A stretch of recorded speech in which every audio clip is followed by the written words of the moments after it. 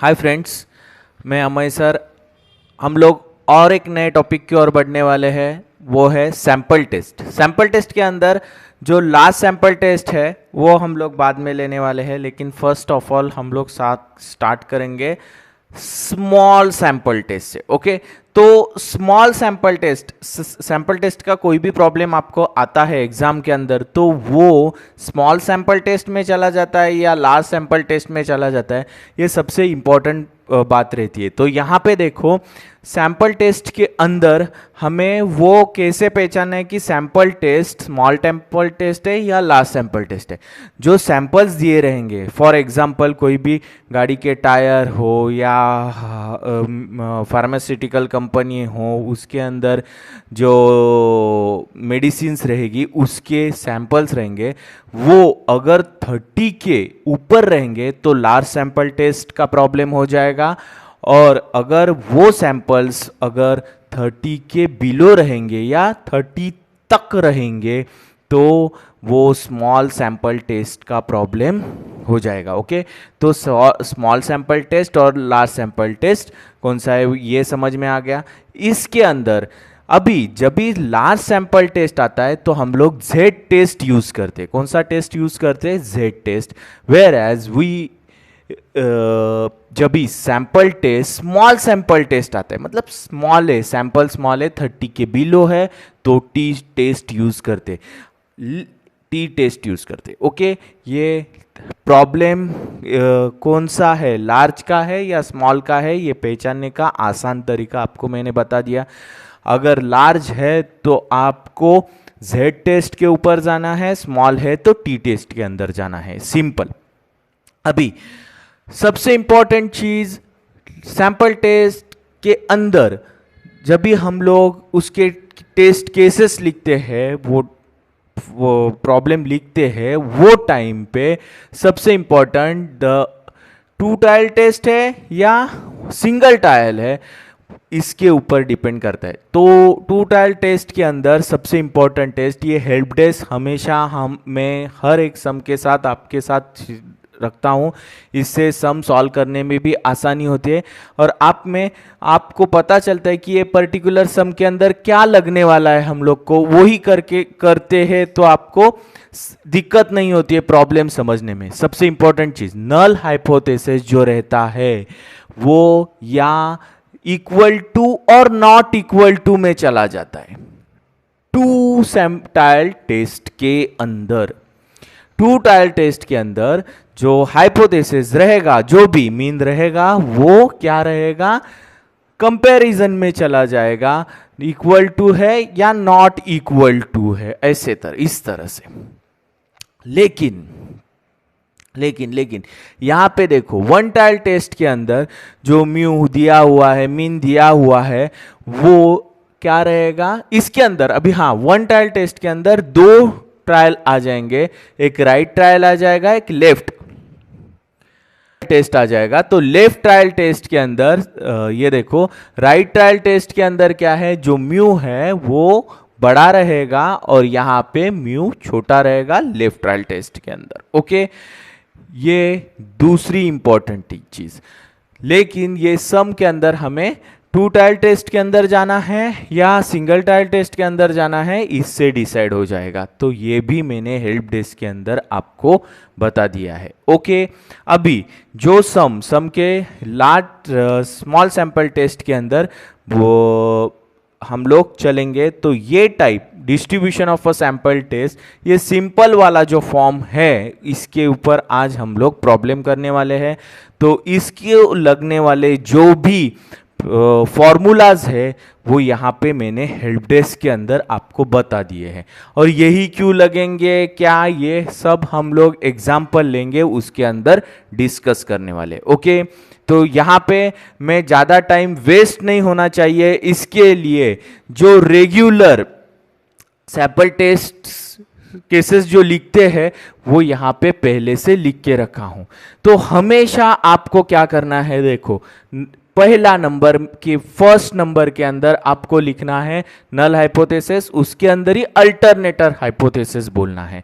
उसके बाद तुरंत आपको टेस्ट स्टैटिस्टिक्स लिखना है, टेस्ट स्टैटिस्टिक्स के बाद आपको लेवल ऑफ सिग्निफिकेंस लिखना है, लेवल ऑफ सिग्निफिकेंस के बाद आपको क्रिटिकल वैल्यू लिखना है और क्रिटिकल वैल्यू के हिसाब से आपको डिसीजन लिखना है। ये 5 आपको खाली वे चलना है तो आप अच्छे से ये प्रॉब्लम कर सकते।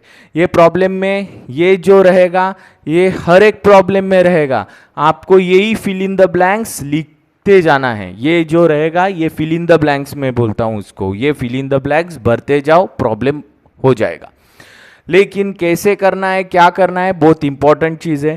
तो नल हाइपोथेसिस सबसे इंपॉर्टेंट, देखो दो 9 सैंपल्स दिए हुए हैं, तो 9 के हिसाब से अभी 9 आइटम्स दिए हुए हैं इसके अंदर। इसका मतलब ये होता है कि ये प्रॉब्लम कौन से प्रॉब्लम के अंदर चला गया, Z या T। तो ये प्रॉब्लम 30 से बिलो है, 9 सैंपल्स है, 30 से बिलो है, तो ये स्मॉल सैंपल टेस्ट का प्रॉब्लम हो गया। तो इससे हम लोग ने ये जो प्रॉब्लम है ये स्मॉल सैंपल टेस्ट के अंदर चला गया है ये प्रॉब्लम। दूसरी चीज नल हाइपोथेसिस, इसको लिखते वक्त आपको क्या करना है, म्यू इज इक्वल टू, अभी जो म्यू है वो क्या है, क्या दिया हुआ है, अभी देखो ये does the mean of a 9 item differ significantly from the assume population of the mean. इन्होंने जो दिया हुआ है 47.5, इसको हम लोग 47.5 ये मीन जो है ये आना चाहिए, ऐसे ये लोग बोल रहे हैं, इसके सिग्निफिकेंटली रहना चाहिए करके है क्या, ऐसा पूछा है। तो हम लोग इधर ही कह नहीं सकते कि है करके हम लोग, तो इसके लिए हमें क्या करना पड़ेगा, इसके लिए distribution of the sample mean का जो कैलकुलेशन करना पड़ेगा, उससे डिसीजन बाहर आएगा कि है बाबा नहीं है तो है, नहीं तो नहीं है। ओके, अगर यहां पे देखो म्यू को हम लोग क्या बोलेंगे, दूसरी बार 47.5 है, यहां पे डज और डज नॉट की केस है या नहीं है। ओके, तो यहां पे 2 केसेस है, तो ये प्रॉब्लम आपका किसके अंदर चला गया, 2 टाइल टेस्ट के अंदर चला गया। सिंपल सी बात है, म्यू जो है वो दिया हुआ है और ये जो दिया हुआ है वो नहीं चलेगा करके, इसके लिए दिया हुआ है तो नल हाइपोथेसिस एक्सेप्ट हो जाएगा, नहीं दिया हुआ है तो अल्टरनेटिव हाइपोथेसिस एक्सेप्ट होगा, ये रिजेक्ट हो जाएगा पहला वाला। ओके, तो सबसे इंपॉर्टेंट चीज ये थी, अभी x के जो वैल्यूज है वो मैं यहां पे लिख के लूंगा। अभी ये इसके अंदर calculation of the test statistics है, तो यहां पे देखो हम लोग डायरेक्टली ये फॉर्मूले के ऊपर तो जा नहीं सकते, इसके लिए हमें स्टैंडर्ड डेविएशन निकालना पड़ेगा। तो स्टैंडर्ड डेविएशन के अंदर जाएंगे तो x बार निकालना पड़ेगा, मतलब हमें ये 2 फॉर्मूले के पास पहले जाना है, उसके बाद इसके पास आना है, बाद में इसके पास आना है, ये प्रॉब्लम के लिए। ओके, तो कैसे सॉल्व करेंगे, देखो x इज इक्वल टू, अभी x के वैल्यूज में पहले याद लिख के लेता हूं 45, इसके बाद 47, इसके बाद 50, 52, 48, 47, 49, 53 और 51। ओके, अभी देखो ये 9 वैल्यूज मैंने यहां पे लिख के ले लिए हैं। अभी ये लिखने के बाद मैं क्या बोलता हूं, एक एज्यूम कर लेता हूं कोई भी मीन, ऐसा एक कोई भी, मैं इसमें से छोटी जो वैल्यू है मेरे को आसान लग रही है तो मैं 45 को ही एज्यूम कर लेता हूं। अगर मैं 45 इसमें से माइनस कर लूंगा तो यहां पे जो वैल्यू बनेगी वो क्या बनेगी, निकालना है। तो डिफरेंस के लिए मैं क्या बोलता हूं, DI बोलता हूं, DI। अभी इसमें से सब मैं हमेशा बोलता हूं इसमें से छोटी वैल्यू निकाल लो या बीच में से वैल्यू निकालेंगे, कोई भी वैल्यू निकाल लो, बड़ी भी निकालेंगे तो भी चलेगा, छोटी निकालो बड़ी निकालो, आपको चाहे वो वैल्यू निकाल लो। मुझे लग रहा है 45 छोटी है, मुझे कैलकुलेशन में आसानी गिरेगी तो वो ले लेता हूं। तो मैं क्या करता हूं, xi माइनस 45 कर देता हूं। अभी 45 कर लूंगा तो 45 माइनस 45 0 हो गए, 47 से 45 जाते हैं तो 2 आ जाएंगे, ये इधर क्या होने वाला है, 5 आने वाला है, यहाँ पे 7 आने वाला है, यहाँ पे वापस से 3 आने वाला है, यहाँ पे 2 आने वाला है, यहाँ पे वापस से 4 आने वाला है, यहाँ पे वापस से 8 और यहाँ पे 6। ओके, अभी ये जो DI दिया हुआ है इनका सम करना है। क्या करना है आपको, सम करना है। तो यहां पे मैं सम लिख देता हूं। ये इस तरह से टेबल ये करके आप सॉल्व करेंगे तो आपका रॉन्ग होने का गुंजाइश कम होता है।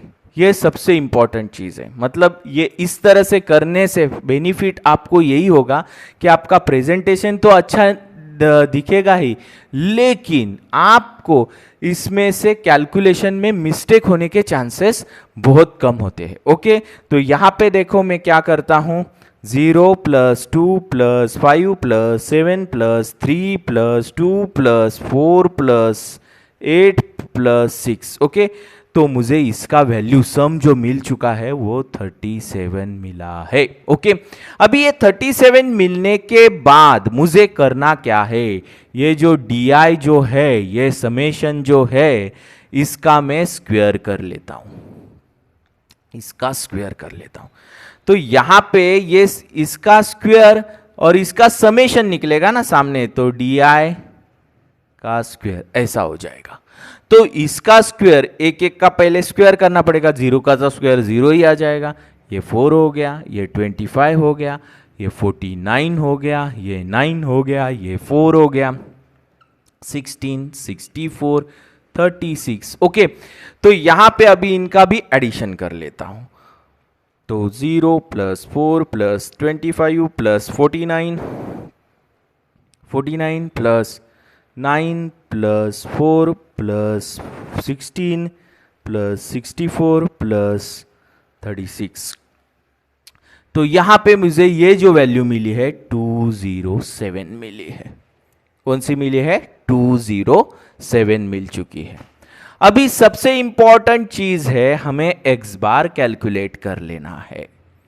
तो x बार कैलकुलेशन के लिए जो a लिया हुआ था, ये वैल्यू a करके है, वो 45 था हमारा। x बार हम लोग डायरेक्टली भी निकाल सकते हैं, कुछ करना नहीं है, ये सबको कैलकुलेट कर देना है और कितने थे सैंपल, 9 थे, उसको डिवाइड कर देना है, तो x बार आ गया। लेकिन एज्यूम मीन मेथड कर रहे हैं तो उसके अंदर हम लोग ने a का वैल्यू 45 कर दिया है, प्लस अभी एज्यूम मीन मेथड करना है तो इसके अंदर ये जो 45 वैल्यू आई हुई है a है। अभी हमें करना क्या है, जो सम आया हुआ है DI, जो DI है, DI क्या है, यहां पे मैं वैल्यू फॉर्मूला लिख के रखता हूं, a प्लस जो समेशन ऑफ DI है, समेशन ऑफ DI मतलब इसका जो है खाली ये जो है summation of DI divided by n। तो x bar is equal to, ये हो गया 45 प्लस DI, ये 37/9। तो इसका जो वैल्यू निकल के आएगा तो वो आपका x बार हो जाएगा। तो ये 37 डिवाइडेड बाय 9 कर लेते हैं पहले, तो 4.11 आ गया, प्लस 45 उसको जोड़ देंगे, ऐड करेंगे, तो इसका वैल्यू आ गया 49.11। ओके, और ये एज्यूमिन से ये परफेक्ट है या नहीं है, ये पहचानने का आसान तरीका है। आप सबको जोड़ दो, 45 plus 47 plus 50 plus 52 plus 48 plus 47 plus 49 plus 53 plus 51। Okay, divided by उसको 9 से डिवाइड कर दो, वही वैल्यू आपको मिल रही है, देखो।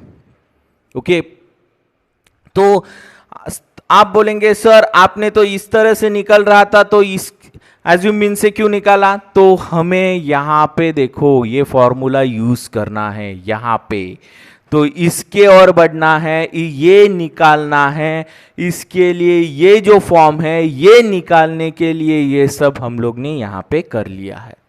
ओके तो यहां पे देखो अभी एक्स बार तो मुझे यहां पे ये 49.11 मिल चुका है। अभी मैं क्या करता हूं, देखो मैं इसकी ओर बढ़ने वाला हूं। ये फॉर्मूला क्या है, summation of x i minus x bar the whole square.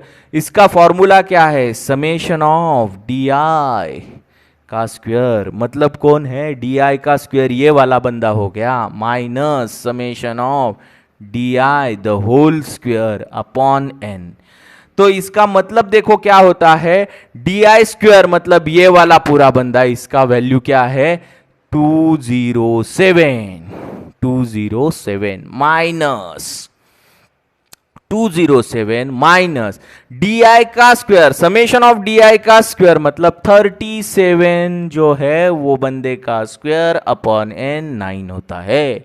तो ये वैल्यू मैं यहां पे निकाल के ले लेता हूं।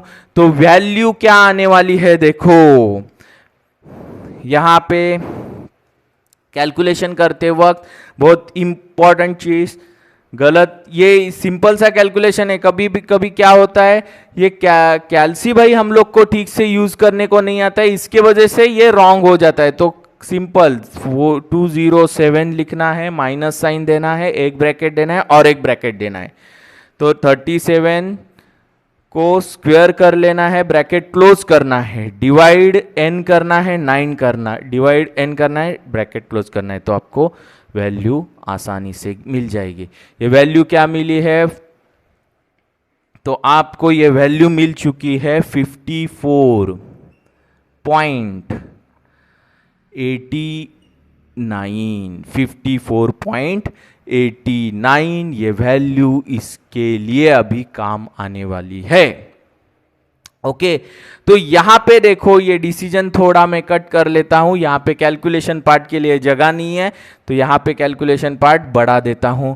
तो यहां पे आप s is equal to s square is equal to x minus x bar the whole square upon n minus 1। तो यहां पे x माइनस एक्स बार का जो वैल्यू है, इसका रेडीमेड वैल्यू हमें मिल चुका है 54.89 डिवाइडेड बाय n माइनस 1।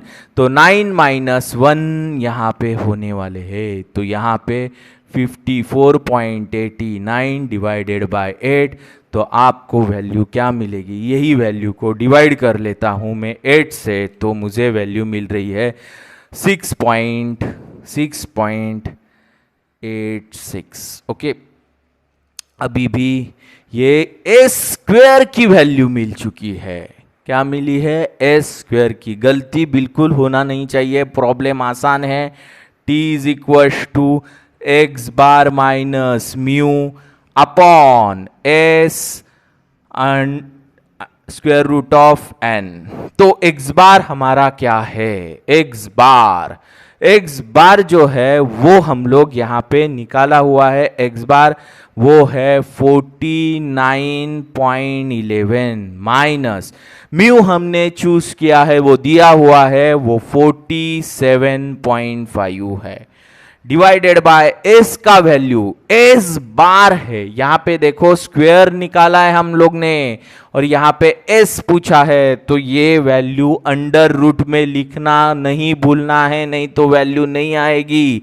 तो 6.86 या तो इसको अंडर रूट में लिख के ले लो, कुछ नहीं है, एस इज इक्वल टू ऐसा लिखो 6.86, तो गलत नहीं होगा। ओके डिवाइडेड बाय n का वैल्यू भी अंडर रूट में लिखो, n का वैल्यू क्या है 9 है।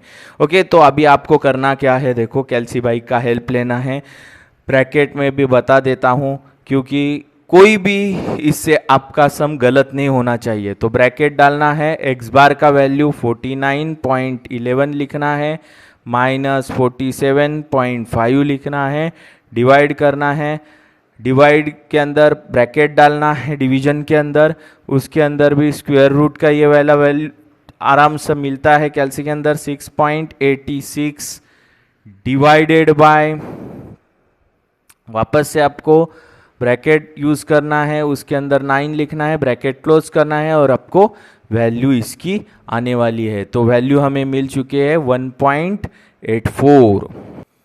तो इसकी वैल्यू टी की जो वैल्यू है वो मिल चुकी है 1.84। ओके, इसको बॉक्स कर लेते हैं हम लोग 1.84, ये टी की वैल्यू है। इसको हम लोग मॉड्यूलस में रखेंगे तो भी चलेगा, पॉजिटिव हो या निगेटिव हो, वो मॉड्यूलस के अंदर पॉजिटिव ही लेनी है। ओके, ये होने के बाद लेवल ऑफ सिग्निफिकेंस का पार्ट आ जाता है। यहाँ पे ये सम के अंदर आप देख लो तो आपको पता चलेगा कि यहाँ पे लेवल ऑफ सिग्निफिकेंस यहाँ पे दिया नहीं है। तो दिया नहीं है तो हम लोग एक लेवल ऑफ सिग्निफिकेंस जो है वो 5% चूज कर लेंगे। मैं क्या बोल रहा हूं, लेवल ऑफ सिग्निफिकेंस जो है वो 5% चूज कर लेंगे। तो 5% हो गया यहां पे। ओके, तो यहां पे हमें क्रिटिकल वैल्यू देखनी है। क्या देखनी है? Critical value. ओके, तो क्रिटिकल वैल्यू के लिए हम लोग टेबल के अंदर चलने वाले हैं। टेबल के अंदर मैं कैसे टेबल से उसको निकालना है वो भी आपको बताने जा रहा हूं। आपको ये क्रिटिकल वैल्यू का टेबल में से वैल्यू लेना है। तो यहाँ पे मैंने ये टेबल लाया है। यहाँ पे देखो, ये टेबल के अंदर ये वाला जो वैल्यू है ये z वाला वैल्यू है, z का वैल्यू है, ये z वाला वैल्यू है। और यहां पे आप देख लेंगे हमें टी स्टैटिस्टिक्स करना है। डिस्ट्रीब्यूशन ऑफ द सैंपल्स के अंदर हम लोग टी का यूज कर रहे हैं, स्मॉल सैंपल टेस्ट का समय। तो यहां पे मैं टी वाला यूज करूंगा, ये वाला टेबल। अभी ये वाला टेबल यूज करने के पहले हमें सबसे इंपॉर्टेंट चीज है हर एक सम के अंदर वो करनी है, वो level of degree of freedom calculate करना है। तो क्रिटिकल वैल्यू के अंदर जाने के पहले degree of freedom, degree of freedom DOF बोलता हूं मैं जिसको, वो डिग्री ऑफ फ्रीडम कैलकुलेट करने का फॉर्मूला है n-1।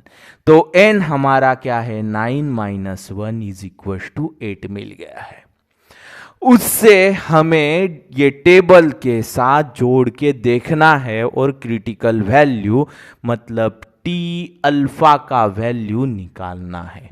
तो टी अल्फा का वैल्यू निकालना बहुत आसान चीज है, हमें कुछ करना नहीं है। इसके अंदर टी डिस्ट्रीब्यूशन के टेबल के अंदर जाना है। सबसे इंपॉर्टेंट चीज अभी यहां पे देखो, जो डिग्री ऑफ फ्रीडम क्या दिया हुआ है, ये जो रहेगा ये डिग्री ऑफ फ्रीडम का कॉलम रहेगा। ये फर्स्ट कॉलम जो है वो डिग्री ऑफ फ्रीडम का कॉलम है। अभी डिग्री ऑफ फ्रीडम का कॉलम के अंदर आपको 8 के ऊपर आना है। तो मैं ये 8 के ऊपर आ गया है, यहां पे 8 के ऊपर, और 8 के ऊपर यहां पे सबसे इंपॉर्टेंट चीज है 5% है। तो जो अल्फा है, अल्फा का जो वैल्यू है अल्फा = 5%, मतलब 5% मतलब 0.05 होता है। ओके, तो 0.05 को ये टेबल के अंदर ये जो 0.05 है, ये 0.05 है, इसके अंदर 8 को देखना है। 8 को 0.05 को देखना है, 8 और ये 0.05। तो यहां पे देखेंगे तो आपको 2.306 वैल्यू मिलेगी, 2.306 वैल्यू मिलेगी। यहां पे देखो 2.8 डिग्री ऑफ फ्रीडम 8 है, उसको 0.05 में देखो तो आपको 2.306 वैल्यू मिलने वाली है। तो यहां पे मुझे वैल्यू क्या मिलेगी, 2.306 वैल्यू मिल चुकी है। अभी हमें डिसीजन की ओर जाना है। टेबल तो आपको पता चला है, डिसीजन की ओर जाना है। डिसीजन इसके नीचे आने वाला है। तभी यहां पे तो जगह नहीं है, तो डिसीजन के लिए मैं यहां पे मैं निकल जाऊंगा। कि इसके अंदर आपको क्या करना है, देखो ये टी अल्फा लिखा मैंने यहां पे, और ये टी निकाला हुआ टी निकाला, मतलब जो हम लोग ने कैलकुलेशन करके जो वैल्यू टी का निकाला वो जो है टी का वैल्यू निकाला वो क्या है, इसके नीचे लिख के दिखाता हूं, 1.84 है। और जो क्रिटिकल वैल्यू हम लोग ने निकाला वो है 2.306 है।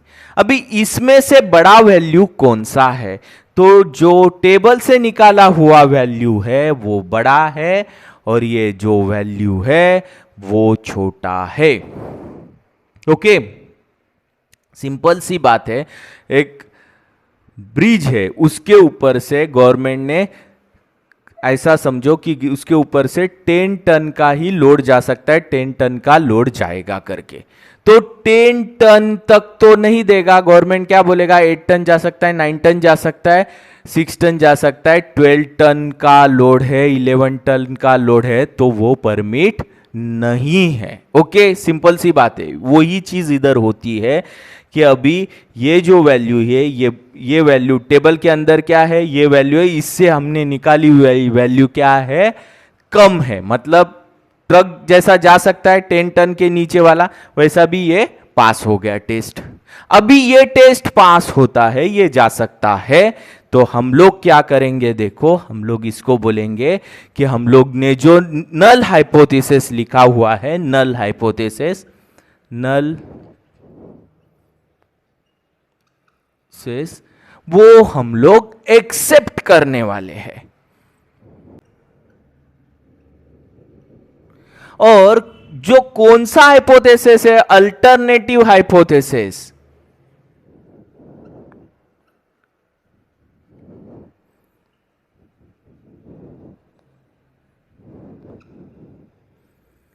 इज रिजेक्टेड, रिजेक्ट हो गया। अभी ये रिजेक्ट हो गया, ये एक्सेप्ट हो गया, तो हमारा डिसीजन क्या आएगा, अभी ये जो हम लोग ने दिया हुआ है ये एक्सेप्ट है, चल सकता है भाई। मतलब जो इनका मतलब है the mean of a 9 atom differ significantly, तो ये डज वाला बात और डज नॉट वाला बात हो गया, मतलब ज्यादा है डिफरेंस है नहीं, चल सकता है बाबू। तो हम लोग क्या लिखेंगे, the mean does not, mean of, हाँ mean of 9 items does not differ